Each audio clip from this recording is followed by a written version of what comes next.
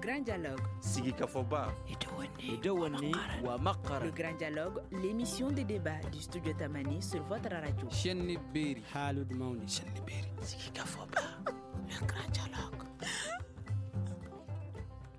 Fidèles auditeurs de Studio Tamani, bonsoir et bienvenue. Comme prévu, nous sommes dans la région de Douila et le thème du grand dialogue d'aujourd'hui est comment évolue la campagne agricole à Douila. Douila est une région où 95% des populations vivent de l'agriculture, de la pêche et de l'élevage. La culture du coton implantée dans la région depuis les années 1957 contribue fortement au développement économique de la ville en plus des céréales.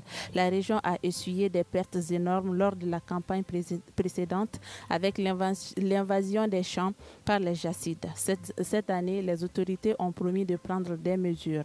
La campagne agricole évolue comment à Douila? Les producteurs ont-ils de l'espoir? C'est de cela dont on va parler aujourd'hui avec comme invité Mahamadou Diarra, directeur régional des productions et des industries animales, Moussa Samake de la direction de l'agriculture, Bakary Diallo, agent à la CMDT, Isaka Berté, conseiller de l'Union locale des sociétés coopératives des producteurs de maïs du cercle de Douila. Je suis Mariam Koulibaly. Bonsoir et bienvenue.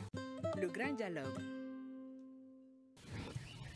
Alors la première question, nous allons l'adresser au producteur, M. Berté. Isaka Berté, selon vous, comment évolue cette campagne agricole? Merci madame. Je suis très content que vous soyez dans nos murs ce matin pour qu'on parle un peu aujourd'hui de l'évolution de la campagne 2022-2023.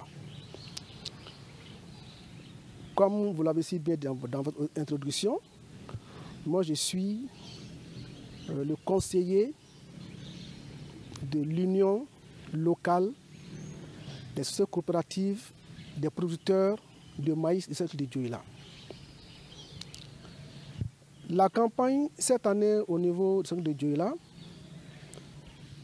je dirais que nous avons bon espoir vu la pluviométrie. C'est vrai que pour un départ, il y avait des inquiétudes par rapport à la pluviométrie. Mais à un certain temps, nous avons quand même remarqué que les pluies sont de plus en plus abondantes, ce qui nous donne beaucoup d'espoir. Maintenant, quand on parle de maïs, donc il faut parler d'intrants. Les intrants, c'est quoi? Ce sont les semences, les engrais. Les engrais, on parle de l'urée. Du complexe, c'est-à-dire que les NPK, les herbicides aussi. Cette année aussi par rapport aux engrais, donc les engrais sont aussi arrivés un peu tard. Donc c'est ça un peu qui a été le problème à notre niveau. D'accord. Voilà. On va bientôt revenir aux différentes questions. Mais d'ici là, nous allons adresser la prochaine question à M. Bakary Diallo. Il est agent à la CMDT ici à Douila. La CMDT, comment la CMDT ici à Douila évalue cette campagne agricole? Ok, madame, bonjour. Je suis très content. C'est Bakary Diallo, animateur du secteur Douila. Maintenant, sur le plan CMDT pour la campagne 2023-2024, pour la CMDT, c'est une campagne de relance de la culture cotonnière. Tout le monde le sait. Avec l'histoire de la campagne passée qui nous a tellement perturbés, cette année quand même, Dieu merci, comme on ne va pas se rappeler les uns des autres, c'est-à-dire que du terme pluviométrique dans l'ensemble là, ça va. Du point de vue pluviométrique, dans l'ensemble, ça va. Comme le président a déjà parlé par rapport à ça, je ne vais pas venir sur ça. Je vais directement en termes de superficie coton au niveau du secteur de Douila. Nous, on avait un programme de 28 600 hectares à s'aimer. On a pu réaliser 26 665 hectares. Et sur ce plan, Dieu merci, l'ensemble des parcelles ont reçu du complexe coton, de l'irée, les traitements insecticides sont en cours et les parcelles globalement dans l'ensemble sont de façon vraiment... L'État est très très satisfait là où nous sommes aujourd'hui. Vraiment. Donc pour la campagne cette année, vraiment, quand même, on remercie beaucoup le bon Dieu, surtout les autorités de la transition qui nous ont beaucoup accompagnés compte tenu le cas de l'an passé. Vraiment, on a été très bien accompagnés et les producteurs vraiment se sont donnés à la hauteur. Et la tranquillité règne vraiment au niveau de ce secteur aujourd'hui.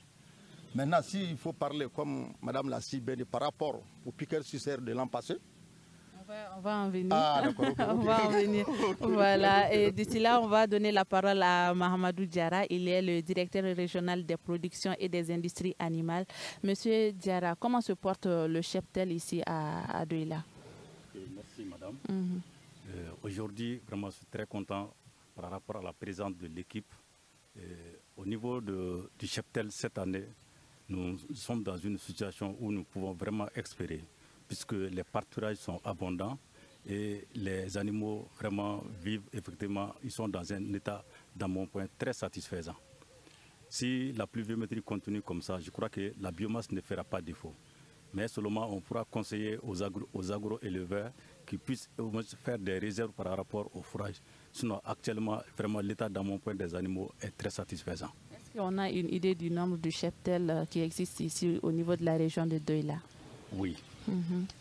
Au niveau de la région de Douila, l'effectif du cheptel est composé de bovins qui fait 503 874 et les ovins, ça fait 996 162 ovins et 538 847 caprins, 325 équins, 17 564 asins, 8 984 porcins et 1 372 926 volailles. Alors, nous allons clore cette première tour de table avec M. Moussa Samaké de la direction de l'agriculture. Qu'avez-vous à ajouter sur les propos tenus par vos autres co-débatteurs sur cette campagne agricole en cours? Oui, bonjour madame. Voilà, dans le cadre de l'agriculture, la campagne est prometteuse. Voilà, donc je sais pas, au début de la campagne, on a eu vraiment, on avait eu des inquiétudes. Je ne sais pas au début de la campagne, mais je ne sais pas, arrivé, je sais pas, au mi-juillet, donc maintenant, je sais pas, les pluies ont commencé à des inquiétudes à quel niveau? Hein? Des inquiétudes à quel niveau? Il y a eu des stress hydriques. Au début de la campagne, il y a eu des stress hydriques. Donc jusqu'à ce que les gens avaient fait des semis. Donc maintenant, il y avait même des semis qui ont cessé. Donc, mais je ne sais pas comment. Je ne sais pas, au mi-juillet maintenant, il y a eu un changement. Donc, je ne sais pas, on a reçu des pluies abondantes jusqu'au mois d'août. Donc, directement, la situation a changé. Quelle est la quantité de céréales attendue cette année de la région de Douila? Oui, la quantité de céréales au niveau de la région de Douila. Donc,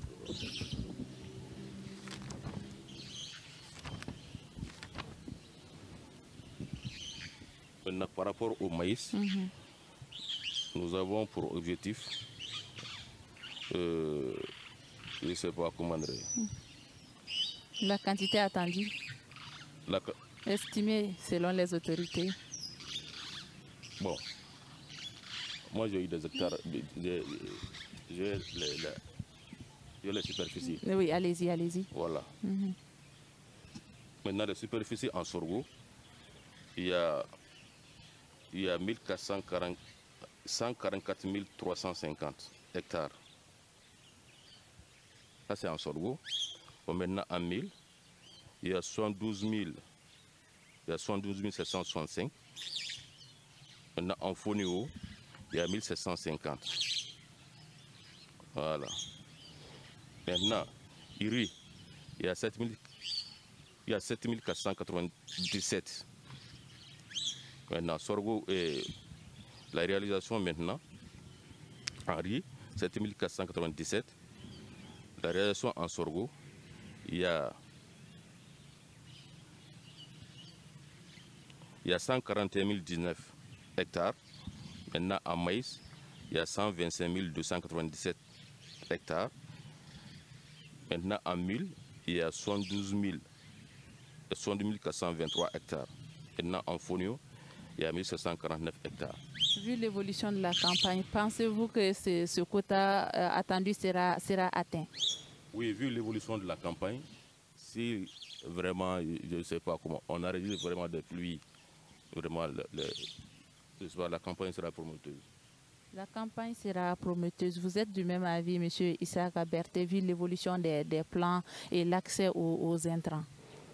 Effectivement, c'est ce que j'ai dit au début de mes propos. J'ai dit que vu, en tout cas, l'avancée des pluies, vu comment est-ce que les pluies tombent chez nous, en tout cas cette année, nous avons quand même bon espoir par rapport à la production céréalière. Ouais. Vous avez bon espoir par rapport à la production céréalière et les autres produits, notamment le coton et les légumineuses. Vous n'avez pas d'idée par rapport à ces questions-là? Effectivement, ceux qui ont parlé du coton, ils en ont parlé et ils ont aussi parlé d'espoir par rapport à ça. Donc, comme moi, je m'intéresse au maïs. Pour rapport à, je vous ai parlé de production céréalière. Voilà. D'accord. Okay. Et c'est sur ces mots que nous allons revenir à la CMDT. Et comment évoluent actuellement les plans au niveau de la CMDT? Vous êtes un agent de terrain, vous avez sillonné un peu les localités qui cultivent au moins le coton. Comment évoluent leurs plans? Okay. Merci madame. C'est toujours la CMDT, comme on l'a toujours dit dès le départ. Les plans, là où nous sommes aujourd'hui, les plans vraiment, l'évolution des plans, je vais bien dire que c'est de façon acceptable à l'échelle secteur. Quand on essaie de voir, parce que quand tu prends la globalité de nos RPA qui sont au nombre de 17, on a pratiquement sillonné l'ensemble de ces RPA-là. Les plans sont au stade de capsulaison et les semi-retards sont au stade de floraison. Je ne sais pas si vous comprenez. Donc, déjà, par endroit, surtout les semis du mois de mai, sont même en phase d'éclatement de capsules, les capsules d'en bas. Donc, autant dire que les traitements, comme je vous ai dit, les traitements insecticides, notre base même, la réussite de la campagne en dépend de ça, aujourd'hui, là où nous sommes. Est-ce que cette année, vous avez remarqué les jacides ravageurs dans les champs? Effectivement, on a remarqué la présence des acides sur les parcelles des producteurs, mais c'est de façon très faible. Parce qu'on a eu à faire des sorties où il faut prendre à l'échelle secteur les 4 points cardinaux. On va fouiller l'ensemble des parcelles pour voir réellement le cas de l'an passé, comme ça nous a pu donner des conseils. On essaie de voir l'ensemble des parcelles, est-ce qu'il y a la présence des acides. Donc on s'est rendu compte que effectivement il y a la présence des acides sur les parcelles, mais c'est de façon très faible. Est-ce que vous avez pris des mesures pour les contrer? Effectivement, maintenant, on a fait une sortie à partir du 28 8e mois. Et hier, notre deuxième sortie aussi, le 7 9e mois, on a constaté que le cas, à partir du 28, là, la présence des acides qui étaient dans les parcelles, on s'est rendu compte que parce que le produit qu'on a amené du flyer, qui est un produit très très efficace contre les piqueurs suceurs, on a constaté au niveau de ces producteurs-là que c'est des producteurs qui étaient en retard par rapport au 3e traitement. Maintenant, le cas d'hier, le 7, nous montre globalement que réellement la présence des acides sur les parcelles, de façon générale, c'est très faible. Donc autant dire que vraiment on a de l'espoir cette année pour quand même prétendre à une très bonne production. Mamadou Diarra, est-ce que c'est le cas au niveau des cheptels? Est-ce que vous vous attendez à avoir une bonne production au niveau du cheptel? Ok, merci madame. Maintenant, par rapport à la production du cheptel, nous espérons que, effectivement, comme je l'ai dit, si les éleveurs prennent les conseils à essayer de voir l'alimentation de ces animaux, ça va beaucoup vraiment lutter contre la période de soudure. Maintenant qu'il y a déjà de la biomasse, les pâturages sont très abondants. Maintenant, ceux qui n'ont pas pu installer de culture fourragère doivent au moins essayer de chercher des résidus de récolte et de faire des stocks et ainsi que de la paille. Donc ça va essayer de lutter contre la période de soudure. En ce moment, on n'aura pas de pénurie. Là, les productions animales, les viandes seront toujours améliorées et la population aura vraiment à bon prix. Et sur le plan sanitaire, cette année, est-ce que vous avez constaté des maladies au niveau du cheptel? Ok. Merci madame. Par rapport au plan sanitaire, pour le moment, la situation est calme. Au niveau de la région de Dioula, nous n'avons pas entendu déclarer une maladie. La situation est calme sur l'ensemble du territoire de la région de Dioula. Est-ce que vous avez procédé à des vaccinations en amont pour avoir ces résultats pendant cette campagne-là? Oui, les résultats, la vaccination a été effectuée au niveau de la peste des petits ruminants, au niveau de la péripneumonie contagieuse bovine. Mais les données statistiques sont avec le service vétérinaire. Sinon, effectivement, la vaccination a été effectuée au niveau de toutes les localités à travers les mandataires de la région de Dioula.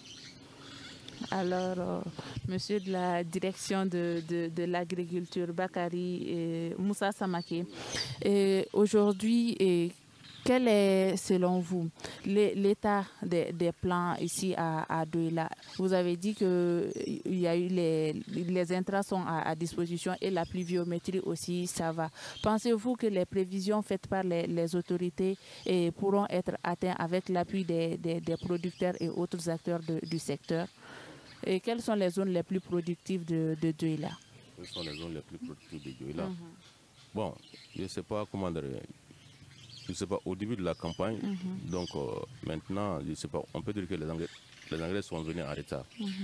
Les engrais sont venus en retard.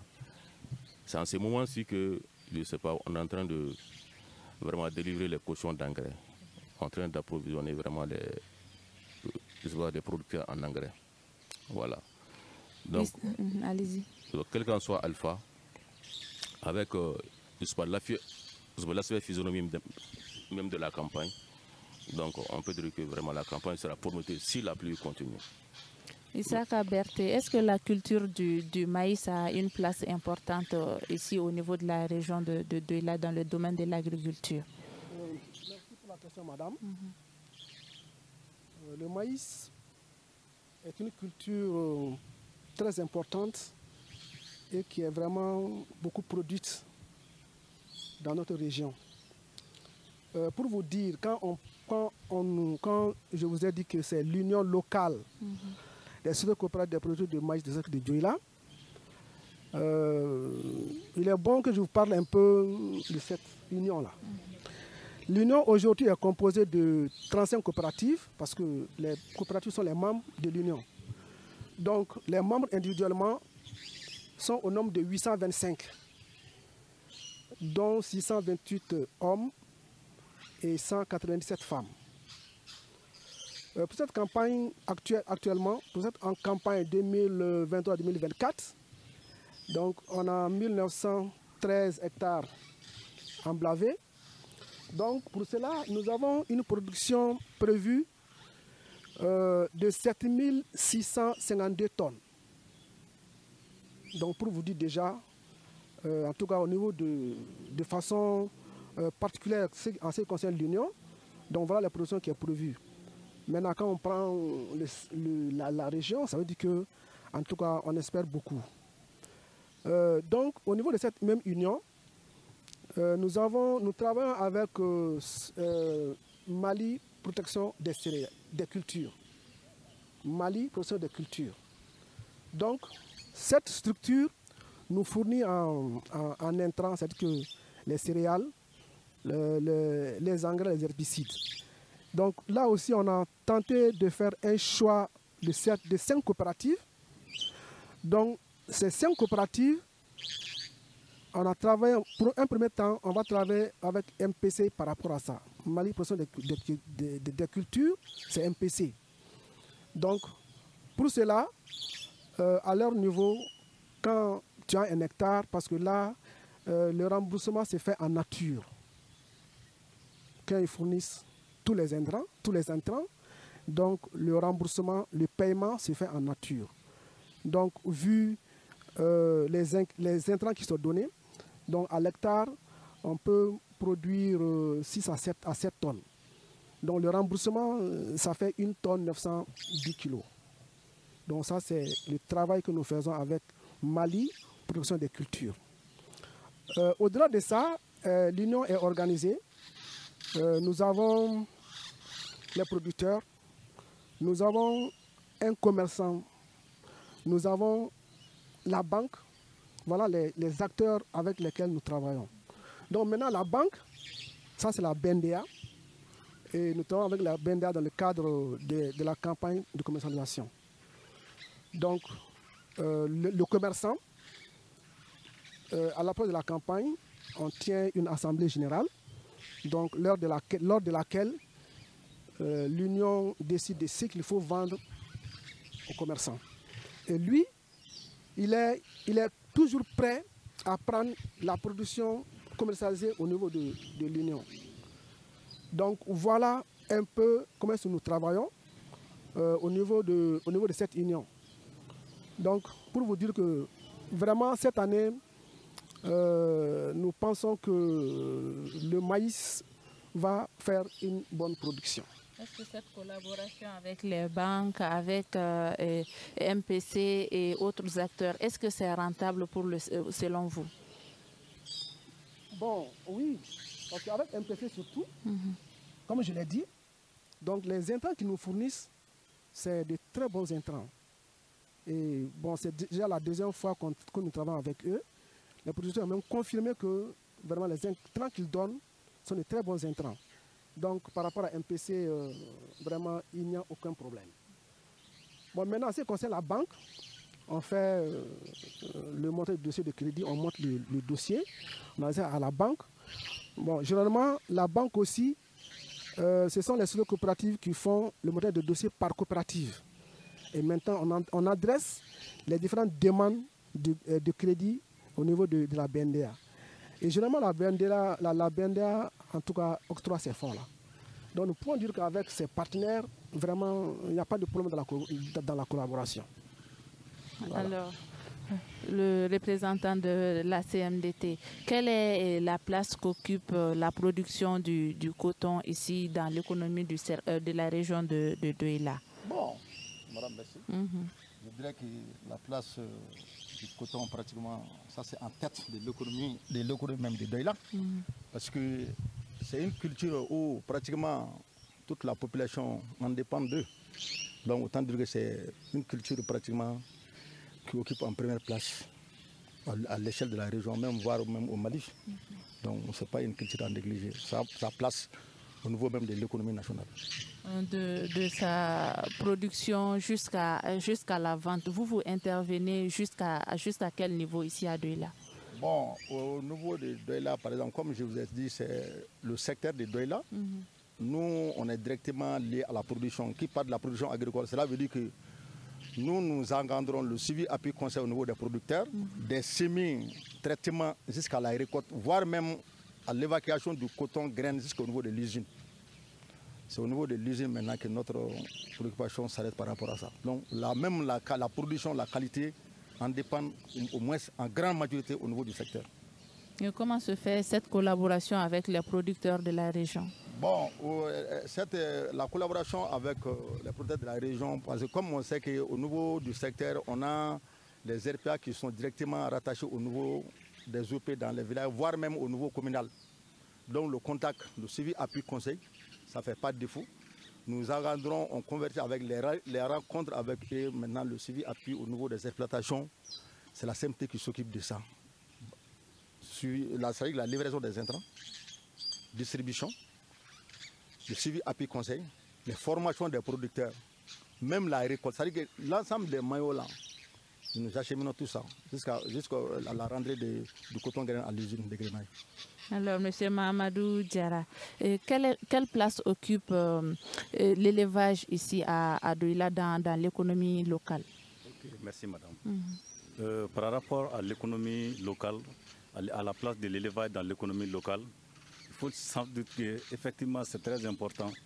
Au niveau de la localité, l'élevage intervient, c'est-à-dire qu'après l'or et le coton, pour essayer de lutter contre le chômage, la création d'emplois, et permettre la création d'emplois et lutte contre le chômage des enfants, le chômage des jeunes.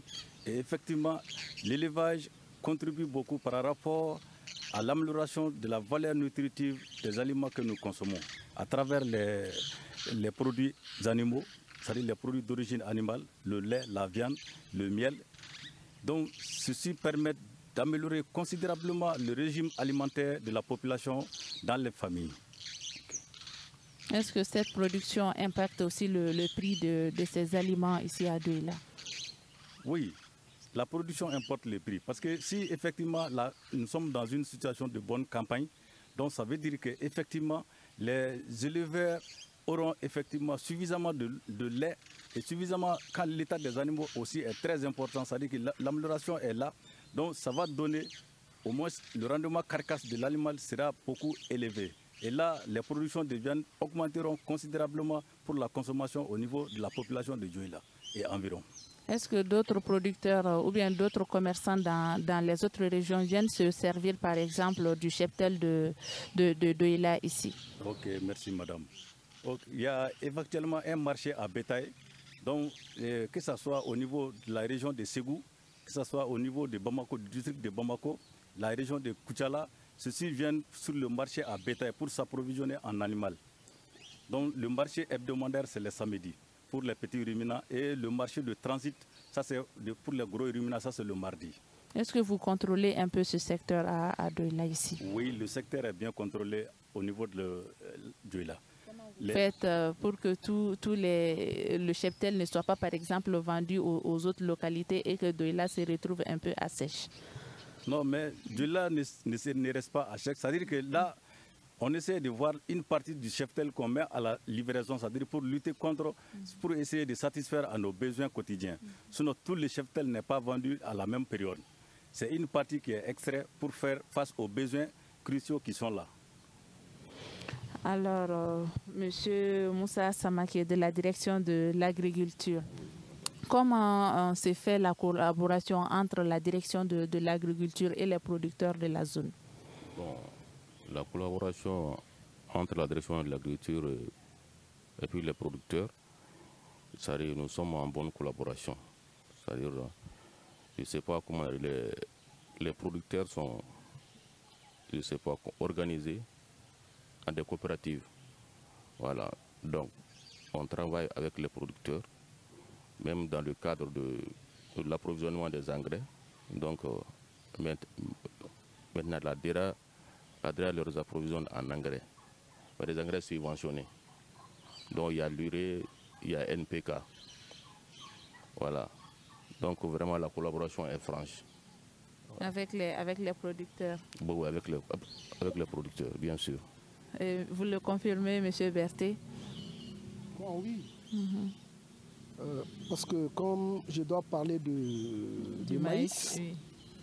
Ce sont des céréales. Et nous, toutes nos données sont incluses dans les données de l'agriculture. Donc en ce moment, comme il a si bien dit, effectivement,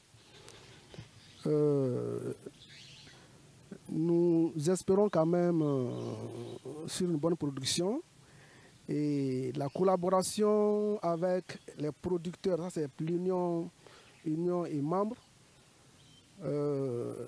La collaboration se fait très bien avec tous les membres. Alors, Moussa Samake, je ne vous quitte pas. Et quelle est la place de l'agriculture dans l'économie régionale de Douala ici? Bon, l'agriculture occupe une place prépondérante vraiment dans l'économie de l'agriculture. Car, je ne sais pas comment dire, quand tu prends les céréales, que ce soit le mil, le sorgho, le maïs ou le fonio, donc vraiment toutes ces cultures-là, donc ça vient de la région de Douala. Bon, maintenant la région de Douala aussi approvisionne, je ne sais pas quoi, les marchés au niveau de Bamako. Comment tout cela s'organise? Comment tout cela s'organise? Oui, c'est-à-dire les commerçants, je ne sais pas, ils viendront, je ne sais pas, au niveau de Douala ici. Donc maintenant ils achètent les céréales, donc ils vont partir vraiment vendre au niveau de Bamako. Est-ce que tout se vend? Comment se fait la vente? C'est une quantité qui est vendue, une quantité qui est stockée pour la région? On veut que vous développez, oui, c'est une monsieur. quantité qui est vendue. Il y a une quantité qui reste pour la subsistance. Voilà. Donc on ne va pas vraiment tout vendre vraiment les céréales. Donc sinon, ça serait grave. Voilà. Monsieur Issaka Berté, quelles sont les difficultés auxquelles les producteurs de maïs sont confrontés ici à Douila? Ici à Douila, les producteurs de maïs sont confrontés surtout à l'approvisionnement en intrants. Quand je dis difficulté d'approvisionnement en intrants, c'est le retard. Généralement, les intrants arrivent tardivement au niveau des producteurs. Bon, c'est là vraiment le grand problème, l'arrivée des intrants en retard. Parce que surtout la campagne dernière 2022-2023, nous avons vu les intrants arriver très tard, vers fin août.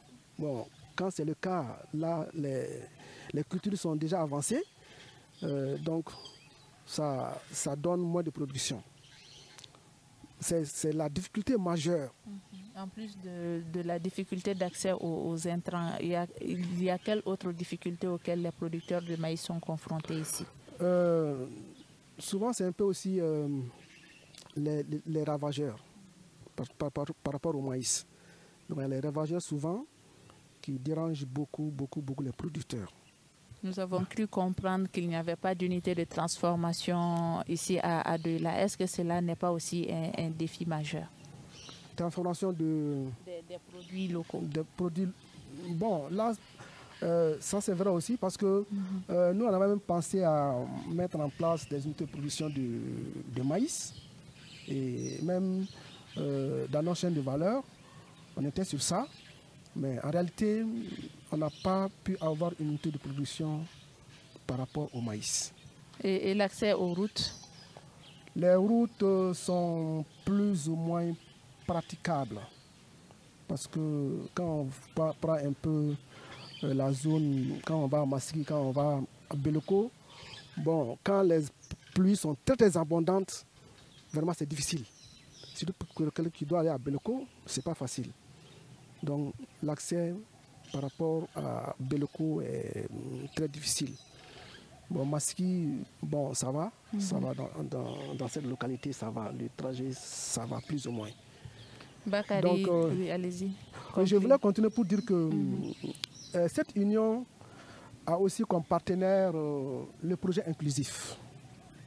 Le projet inclusif nous a appuyés dans beaucoup de domaines. Les cas de formation, on a eu beaucoup de formations avec le projet inclusif. Formation par rapport à la vie coopérative. Formation par rapport au GALS. Le GALS, c'est une méthode de gestion qui se fait par des traits. Ici, il va être très difficile de vous expliquer ça. Okay. Mais est-ce que toutes ces formations ont eu un impact sur votre travail sur le terrain? Effectivement, parce que surtout par rapport à la formation en vie coopérative, ça a permis aux producteurs, aux membres de comprendre ce que c'est qu'une coopérative, de comprendre comment il faut gérer une coopérative, de comprendre au niveau des différents organes, c'est-à-dire que l'Assemblée générale, le conseil d'administration, le conseil de surveillance. Donc chacun a compris le rôle qu'il doit jouer par rapport à la gestion de la coopérative. C'est très important. Bakary Diallo, vous êtes un agent de la CMDT. Quelles sont les difficultés auxquelles les producteurs sont confrontés ici? Ok, merci madame. Rapprochez le micro s'il vous plaît. Les difficultés cette année, quand même, bon, nous on peut dire que pratiquement il peut en avoir, mais on ne peut pas dire concrètement telle difficulté où les paysans sont confrontés cette année pour affecter de façon négative cette année la campagne. Mais malgré que cela ne tienne, on peut, parce que l'ensemble des maillons pour la production, à savoir les intrants, la mise en place, même les pesticides, sont venus à temps, jusqu'au niveau exploitation. Maintenant, les difficultés qu'on peut parler là où nous sommes, parce qu'avec notre calendrier de traitement, le plan de traitement qu'on a élaboré au niveau de l'OP, avec les visites, on s'est rendu compte que les paysans ne s'appliquent pas ça correctement qu'il le faut.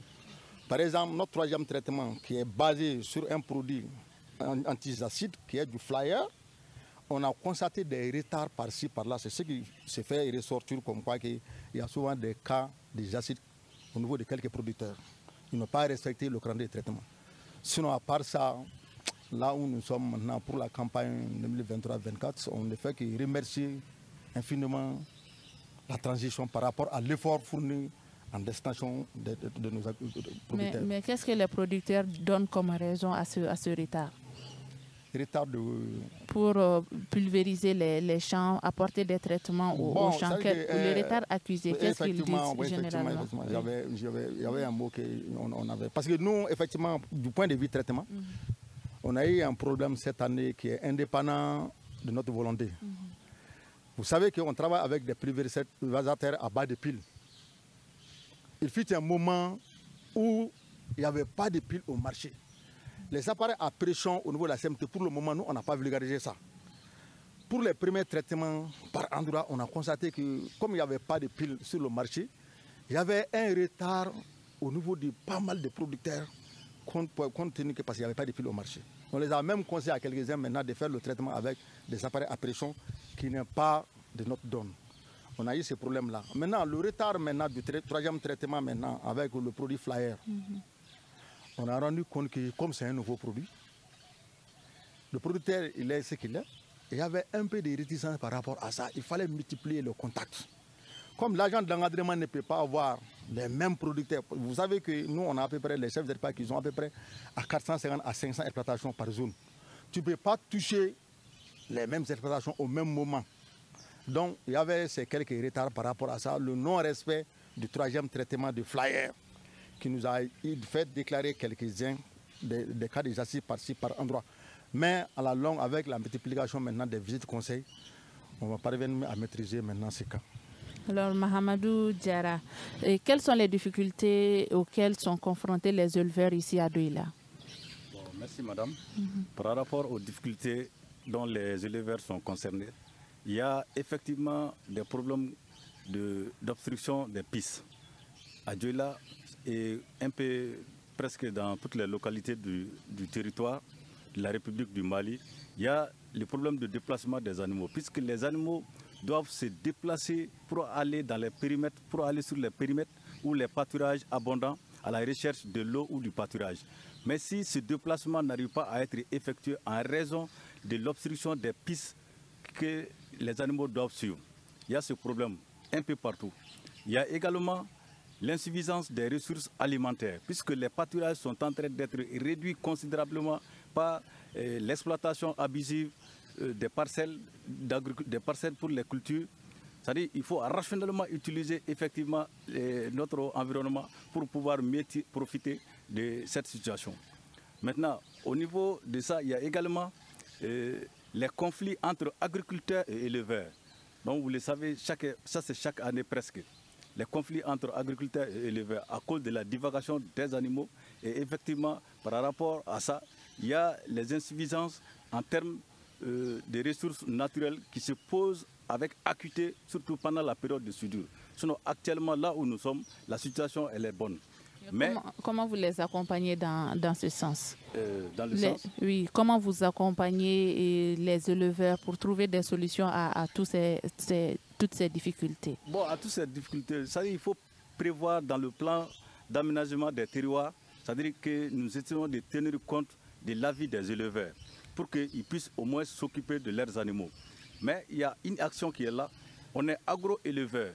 Mais pendant l'hivernage, les éleveurs pensent qu'effectivement, eux aussi, ils oublient les animaux en essayant de se focaliser sur la production agricole avec petit a, alors qu'ils sont éleveurs. Donc, d'année en année, les superficies sont en train d'être réduites. Il n'y a pas de pâturage pour les animaux. Et cette situation va, en situation galopante. Et ce qui fait qu'effectivement, pour le moment, il y a des éleveurs, ils sont obligés de sortir du territoire du Mali jusqu'à aller au niveau de la région, des régions de Sikasso, et aller souvent jusqu'à Guinée et même en République de Côte d'Ivoire. Donc ça, c'est les transhumants. Actuellement, le cheptel important de la région de Douila est en transhumance dans la région dans la République de Guinée et de Côte d'Ivoire. C'est une situation vraiment qui va mal au cœur parce qu'ils sont dans des conditions extrêmement difficiles que nous ne maîtrisons pas. Moussa Samake, selon vous, qu'est-ce qui doit être fait aujourd'hui au niveau de la région de Douila pour que les producteurs puissent avoir gain de cause et l'attente des autorités aussi au niveau de la production céréalière soit atteinte? Il faut bien saisi. Qu'est-ce qui doit être fait aujourd'hui pour les producteurs, pour que les attentes des autorités par rapport aux producteurs soient atteintes en termes de céréales, de quantité de céréales demandées par les autorités? Quel accompagnement doit être fait aujourd'hui à l'endroit des producteurs pour que ce quota soit atteint? Voilà, je sais pas comment, à l'endroit des producteurs, c'est-à-dire nous, la DERA, on doit faire des appuis conseils. Des appuis conseils. Donc si les producteurs sur ces habits conseils, donc il n'y aura pas de problème. Donc ils auront vraiment de bonnes récoltes. Mais dans le cas contraire, si ils ne suivent pas vraiment ces appuis conseils là, donc maintenant ça ne serait pas bon. Voilà. Alors, Issaka Berté, quelles sont vos attentes aujourd'hui par rapport à cette campagne agricole en cours? Nos attentes, on en a déjà parlé, c'est que les supervisés emblavés et les productions auxquelles nous attendons avec les producteurs, donc nous pensons qu'avec les producteurs, on pourra en tout cas avoir les productions qui sont attendues. Parce que même au niveau de l'Union, il y a un magasin qui est là pour recevoir les productions commercialisables par chaque coopérative. Donc nous espérons beaucoup qu'ils pourront apporter ce qui est demandé. Par rapport à la production prévue, donc l'Assemblée qui a été tenue le 8 janvier 2023, donc ils ont même prévu de pouvoir commercialiser au niveau de chaque coopérative 10% de la production. Donc le reste, ça c'est leur consommation. Donc nous espérons que nous pourrons avoir 765 tonnes à commercialiser avec les coopératives. Donc voilà ce à quoi nous nous attendons cette année par rapport aux producteurs. Alors, Bakary Diallo, qu'est-ce qu'il faut aujourd'hui pour accroître la production cotonnière ici dans la région de Douala? Merci madame. Pour accroître notre production cotonnière dans la région de Douala, maintenant, premier aspect, les producteurs qui sont les acteurs numéro 1, on les a dû, pour atteindre nos objectifs aujourd'hui, pratiquement la campagne tend vers la fin. D'ici le 20 septembre, nous on va commencer à récolter nos cotons. D'ici là, pour les semis précoces, il reste après un traitement et les semis tardés après 2 traitements. Donc maintenant, nous conseillons à ces producteurs qu'ils fassent ces traitements-là à temps pour qu'on puisse atteindre nos objectifs. Maintenant, secondo, quand on parle d'une grosse production, ça a toujours des conséquences, surtout que nos productions vont jusqu'au hameau lointain, comme nos producteurs ont parlé, l'état des routes, pour faire évacuer du coton jusqu'au niveau de l'usine aujourd'hui, ça va nous poser énormément de problèmes vu compte de l'état des routes. Donc, notre souhait, vraiment, s'il y a lieu de nous encourager maintenant, on veut que vraiment les gens parviennent à nous aider un peu pour au moins la réparation de nos pistes avant la fin du mois d'octobre. Parce que déjà, le 10 octobre, cela veut dire que nous, on peut se prononcer comme la quantité que nous, on peut produire. Donc, maintenant, on est inquiet par rapport à ça. Quand il y a une grande production, s'il n'y a pas l'état de route, ça va de soi que ce coton va traîner en brousse là. Donc on aimerait qu'au moins s'il y avait des moyens, des possibilités de nous aider par rapport pour faciliter l'évacuation de nos cotons, les cotons graines vers à destination des différentes usines de grainage. Alors pour terminer, Mahamadou Diarra, qu'avez-vous à dire aux éleveurs aujourd'hui? Merci madame.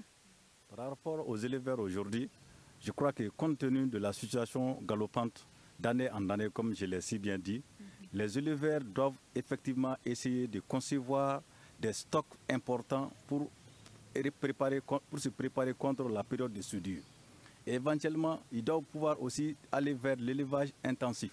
C'est-à-dire avec déjà les races améliorées, ils peuvent utiliser ces animaux et puis l'insémination artificielle pour pouvoir améliorer considérablement la production de leurs animaux.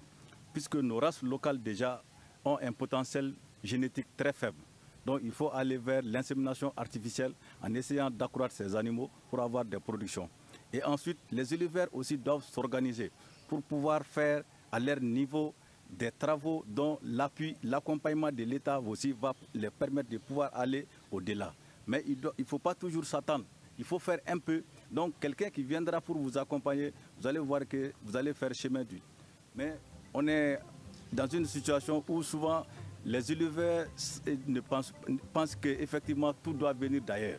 C'est cette situation qu'il faut éviter. On est pratiquement à la fin de l'émission. Le thème du grand dialogue d'aujourd'hui était comment évolue la campagne agricole à Douila. Et nos invités étaient Mahamadou Diara, directeur régional des productions et des industries animales, Moussa Samake de la direction de l'agriculture, Bakary Diallo, agent à la CMDT et Issaka Berté, conseiller de l'Union locale des sociétés coopératives des producteurs de maïs du cercle de Douila. Je suis Mariam Koulibaly, j'étais à la présentation. La technique a été assurée par Mamadi Keita et Gagné Kanté. À demain, Inch'Allah.